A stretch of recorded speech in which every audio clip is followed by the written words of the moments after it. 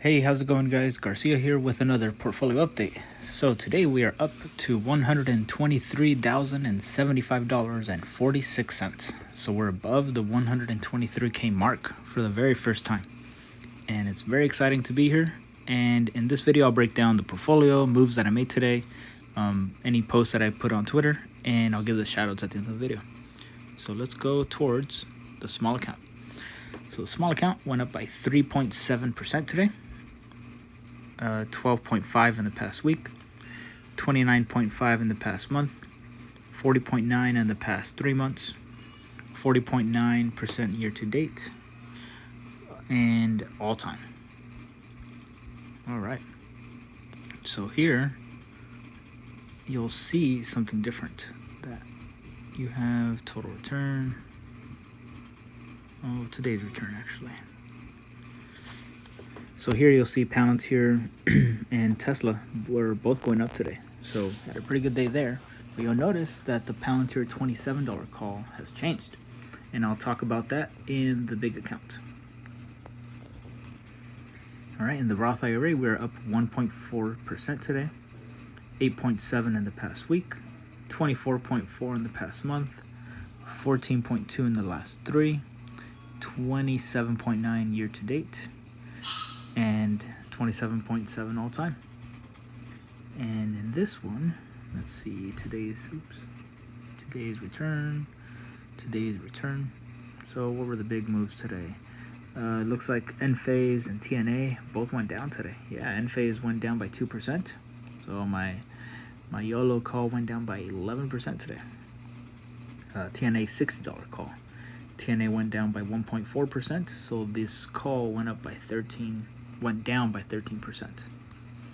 And as far as what went well, TSLA, Palantir went up, and ENVX went up. Now this is pretty cool. So last night, I was able to get 5 more shares of BITX. I bought the dip last night at, let's see, where is it? Limit buy. Yeah. So last night at 11:20 p.m., I was kind of scrolling through Twitter, and I noticed that people were posting about the Bitcoin dip, and I said, let me take a look at it. And I saw that BITX was on a nice little dip to 25 bucks. So if you notice here, that's so cool. It won't even show up in the 1 month chart. So it was up as high as $35 this week. And then last night it was not feeling patriotic, and at around 11:30 around here, I was able to snatch up some shares at 25. Let's see, what was it? At 25.91. And we're already up on those shares that we just bought. It's at 27.87. It looks like Bitcoin's recovering a bit. So I'm just going to keep taking advantage. Whenever there's a nice Bitcoin dip, I'll just keep adding there. So yeah, today it was down today. All right, and now let's go to the big account. The big account is up 3.06% today, almost 3 grand today. It's crazy. It's crazy to see the portfolio up like what I used to make, on a paycheck, almost in a month. Like it's crazy. In the past week, 5.8%, 19.8 in the past month, 25% in the last 3, 41.9 year to date, 21.7 in the past year, and 12.2% all time. So look at that, guys. From January 22nd, being down 37% all time. Man, it's absolutely crazy. Like, I'm feeling blessed, this was not, and the craziest part too is that I used to deposit a lot more into this account. And I'll see if I take a screenshot later today and maybe post it on Twitter so that way I can share it. I don't want to go to that screen now and accidentally leak any information. But I haven't really been able to make as many deposits as I used to after the move to Arkansas, just because my wife stopped working. We wanted her to be more stay at home. So with only one paycheck coming in, things are a little bit tight while we figured things out, how we're going to do it. But by selling covered call premium, cash secured put premium, we've been able to fund the account through premiums. And without having to deposit that much money, the account has grown tremendously year to date. I mean, look at that. Like, it's gone up by 29 grand. And out of that, we've only deposited, I think, from year to date, I think we've only deposited like maybe $1,000, $1,500 at the most. So that is something that we will get better once we have once we figure out a lot of other things. We'll be able to make more consistent deposits and grow the account that way as well. So let's see today's return. Now look at that. Today's return was 4,700 just on Palantir, and you could see the reason the portfolio is not up by 4,700 is because it was getting dragged down by the $27 covered calls. So now I actually had to roll it. So the covered call was for $27 right here, and I did not want to go through this same scenario with Palantir that I did with Tesla, where waiting just one more day cost me like $15 in strike in potential. I was able to roll. I could have rolled the Tesla covered call all the way up to $230 for August 16th. And because I waited one more day and Tesla kept going up, I was only able to roll up to $215. So that just goes to show the importance of rolling. As soon as your break even starts getting tested, just roll. Yes, maybe the stock could turn back around. Like for me, I'm looking at Palantir go up, and I'm thinking, you know what? Maybe Palantir could reverse back, to this range down here, giving me a little bit of breathing room. But the opportune time to roll was when the $27 strike got breached. So I did it. Even though I could have waited, I think the risk of waiting and it not happening, I would rather just leave some money on the table. And I actually did pay for this roll. As much as I avoid having to pay to roll, I would rather pay. I paid $350 and $2 in fees, so $352. And I was able to roll up by $1.50, by $1.50. So I rolled up to a $28.50, expiring on August 2nd. And the reason I chose August 2nd is because I think Palantir is going to announce the date of their earnings very soon. I think within the next week, maybe July 15th, 16th, 17th, where they'll say, we will be having our Q2 earnings on August, and I'm thinking August 6th, 7th, 8th, 9th, around those dates, just because of the previous earnings dates. And I think as soon as it gets announced that it's going to happen after this expiration date of August 2nd, the value and the IV on this is going to drop from 44%. I think it might drop maybe to 30, or who knows the exact amount. But I think that's going to crush the option price, which is going to be in my favor. And then once it's announced, then I could maybe close it and, not have any covered calls open for earnings. So we'll see what we do. And I still have the buying power ready to go. I still have buying power for more cash secured puts on Palantir. As tempting as selling cash secured puts has been on, let's say, ENVX, on definitely not Tesla, BITX, TNA, IWM, seeing other stocks that are more beaten down. But the problem for me is that I don't have that conviction to hold. So I don't want a marathon 2.0 happening to this account. I learned my lesson selling cash secured puts on a company I did not believe in as much as Palantir. So I refuse to make that mistake again. I would rather leave money on the table, wait on the sidelines for a little bit, because let's say Palantir does pull back, like very, very hard. Let's say it pulls back to the 25s or 24s, around this range. I'll start selling some cash secured puts in the $23 strike, like heavily. So that's just me. All right, so let's take a look at what's going on Twitter. Let's see.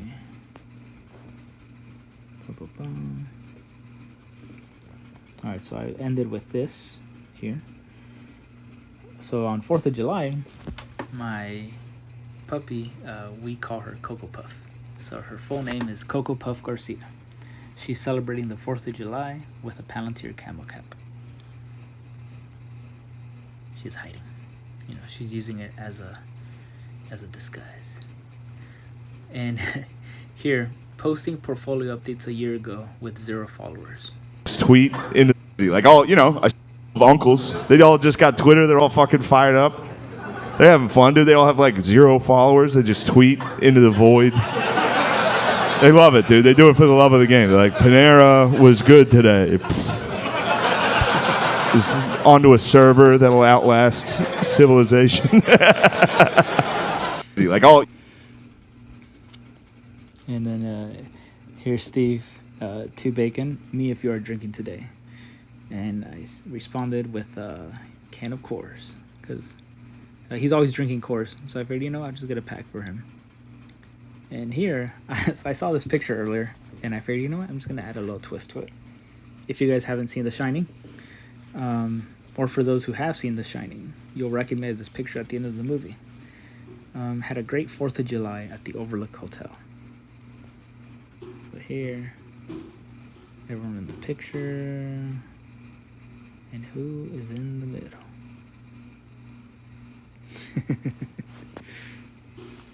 So, I thought it was cool to do. Alright, where were we? Oh yeah, so here, I just happened to be scrolling. And then Amit, of course. You know, we can rely on him for 24/7 updates. Shout out to Amit. Every time he says goodness, you know it's like something big. So he said 54,000. So he posted that, and I said, you know what? I looked at that post, and I said, I'm going to buy the fucking dip. So I bought 5 shares at 11:30. And then here, Steve, so he's trying to buy the dip, right? And he's buying it. And then when it dipped even more, apparently he tried buying and he couldn't because he was trying to buy in the only hour of the day Fidelity doesn't let him trade crypto. So crypto is available 23 hours a day from 1 a.m. till midnight. So I think it was like 12 something when he was trying to buy. So I thought it was hilarious. Like he's just like, he's just trying to buy the dip. So he put an order as soon as it opened, right? And so I put a meme, Steve slapping a bid as soon as the trading reopened. Here, I'll play with the sound for you guys.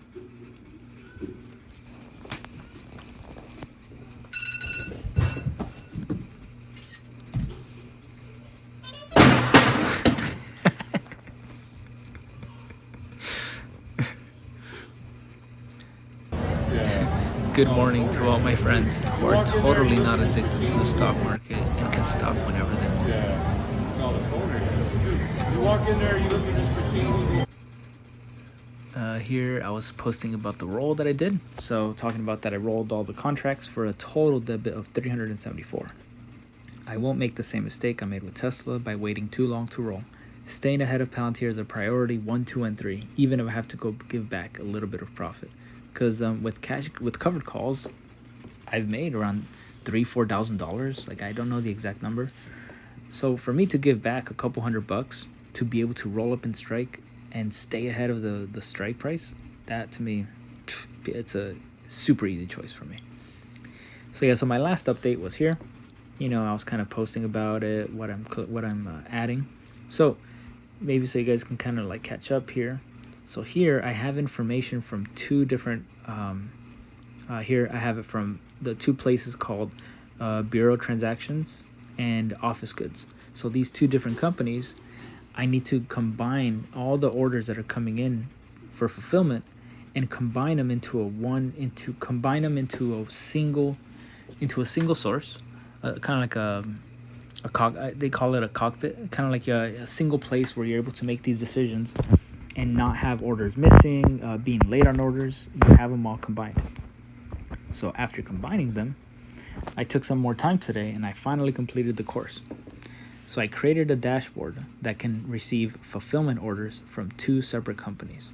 This ensures that customer orders don't get lost due to juggling separate data. So here, they kind of explain it a little bit, where it says, you've now created an operational dashboard for the fulfillment department that serves as a single source of truth and cockpit about allocations for upcoming orders. So here they say, and it is relatively simple to make this even more useful and more secure. So you can enhance visualizations, send email notifications to users when they're assigned to an order, add a comment section to provide updates, replace static data file imports with live feeds from the transactional systems, which is pretty cool. Not having to depend on someone to input the order. As it's happening, it's being updated live. That's incredible. Control who can assign and mark close an order, automatically generate audit trails, and write back the actions back to the transactional systems in real time. And here is kind of the dashboard that I created. So I created a pie chart that it's saying how many have been assigned, how many are closed, and how many are open. So here we're keeping track of the orders. Here we have the number of orders in the y-axis, and in the x-axis we have days until due date. So all the orders here on the left side, you have 0 days for due date, basically due today, and then going up in chronological order, so that way you can focus on what is due now, so that way you're not late on orders. And here you're able to modify all these tables. So for me, I'm thinking kind of like Excel on steroids, really, like where it's allowing you to modify everything, create all these graphs and data, but doing it in a way where it's like I don't need to know all of these special formulas to do this. Like here, you're able to do it with no code. Like it's telling you, hey, what do you want to do with in plain English? Oh, I wanna swap these two here. There's gonna be an option where you can drag and click instead of having to here. Let's see. Yeah, there's so many different options, and it's a little overwhelming at first, but honestly, the way they do it, it's a click-by-click course. So if you fall behind or you mess up, just undo the button a little bit, go back a couple steps, and you'll just keep going. So I kept adding, I think what Palantir are doing is incredible. They are changing the narrative from being known as a black box company, cough cough Jim Cramer, to opening their software to people like me. A special thanks to Chad and Eliana. You guys rock. And I will keep posting updates for whenever I take a course. I want to inspire more people, you guys watching. If you guys can, go to Chad's site, and I think I linked it yesterday. Where is it?